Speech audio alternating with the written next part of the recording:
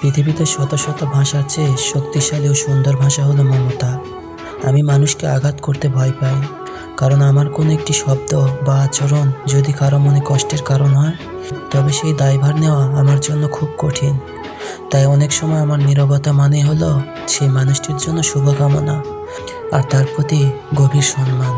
আমি হয়তো খুব চটপটে নয় বা গুছিয়ে কথা বলতে পারি না, কিন্তু কাউকে দুঃখ না দেওয়ার এই ছোট্ট অভ্যাসটুকু আমি পরম যত্নে আগলে রাখি। কারণ দিন শেষে নিজের বিবেককে পরিচ্ছন্ন রেখে মনে প্রশান্তি নিয়ে ঘুমানোর চেয়ে বড় কোনো অর্জন আমার কাছে আর নেই। ধন্যবাদ।